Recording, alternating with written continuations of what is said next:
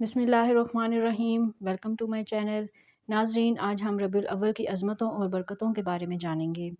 تیسرا اسلامی مہینہ ربیع الاول ہے۔ اس کی وجہ تسمیہ یہ ہے کہ جب ابتدا میں اس کا نام رکھا گیا تو اس وقت موسم ربیع کی ابتدا تھی۔ یہ مہینہ خیرات و برکات اور سعادتوں کا منبع ہے، کیونکہ اس مہینے کی 12ویں تاریخ کو اللہ تعالیٰ نے اپنے فضل و کرم سے رحمت للعالمین احمد مجتبیٰ محمد مصطفیٰ صلی اللہ علیہ وآلہ وسلم کو پیدا فرما کر اپنی نعمتوں کی بارش برسائی۔ اسی ماہ کو سید دو عالم صلی اللہ علیہ وآلہ وسلم مدینہ منورہ تشریف لائے اور اسی ماہ کی 10ویں تاریخ کو محبوب کبریا نے ام المومنین سیدہ خدیجہ الکبریٰ سے نکاح فرمایا تھا۔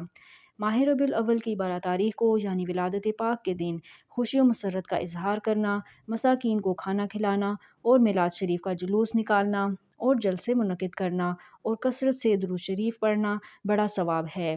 جو یہ عمل کرے گا اللہ تعالیٰ تمام سال اس کو امن و امان مرحمت فرمائے گا، اس کے تمام جائز مقاصد پورے فرمائے گا۔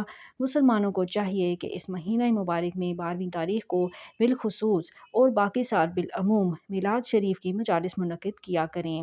یہ محفل پاک ذریعہ ہدایت اور حصول برکات ہوگی۔ محفل میلاد شریف کی حقیقت۔ سب سے پہلے آپ کو جاننا چاہیے کہ میلاد کی حقیقت کیا ہے۔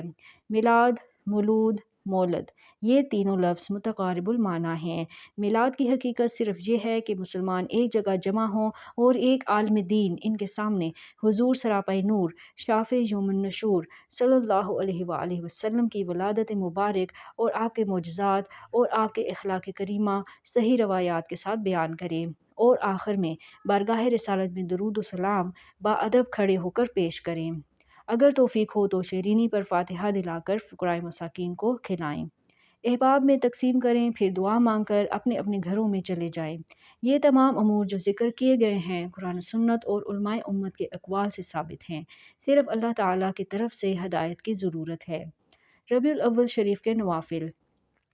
یہ مہینہ مبارک چونکہ سید الانبیاء والمرسلین کی ولادت باسعادت کا ہے، اس لیے پہلی تاریخ سے لے کر 12ویں تاریخ تک ہر روز نفل پڑھے جائیں۔ ہر رکعت میں سورہ فاتحہ کے بعد 21 دفعہ قل ھو اللہ احد پڑھیں۔ پھر اس کا ثواب حضور سراپائی نور شافع یوم النشور صلی اللہ علیہ وآلہ وسلم کی روح پرفتوح کو ہدیہ کرے، کیونکہ صحابہ کرام اور تابعین اور تبع تابعین رضوان اللہ علیہم اجمعین ان رکعتوں کا ثواب روح اقدس نبی صلی اللہ علیہ وآلہ وسلم کو ہدیہ بھیجا کرتے تھے۔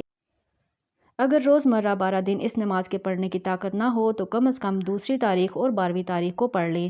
حضور اکرم صلی اللہ علیہ وآلہ وسلم نے اس نماز کے پڑھنے والوں کو جنت کی بشارت دی ہے۔ ربیع الاول مبارک میں کثرت سے درود پاک۔ ربیع الاول شریف کے مبارک مہینے میں درود شریف کثرت سے پڑھنا چاہیے۔ ایک روایت میں ہے کہ جو کوئی اس ماہ کی تمام تاریخوں میں یہ درود اللہم صلی علی محمد وعلی آل محمد کما صلیت علی ابراہیم وعلی آل ابراہیم انک حمید مجید 1125 بار عشاء کے بعد پڑھے گا تو اس کو خواب میں امام الانبیاء والمرسلین صلی اللہ علیہ وآلہ وسلم کی زیارت ہوگی۔ اگر کوئی بندہ مومن ماہ ربیع الاول میں اس درود شریف الصلاۃ والسلام علیک یا رسول اللہ کو 125 مرتبہ پڑھے تو وہ یقیناً حضور پر نور شافع یوم النشور صلی اللہ علیہ وآلہ وسلم کی زیارت سے مشرف ہوگا۔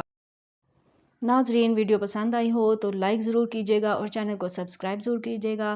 پھر ملتے ہیں نیکسٹ ویڈیو میں، تب تک کے لیے اللہ حافظ۔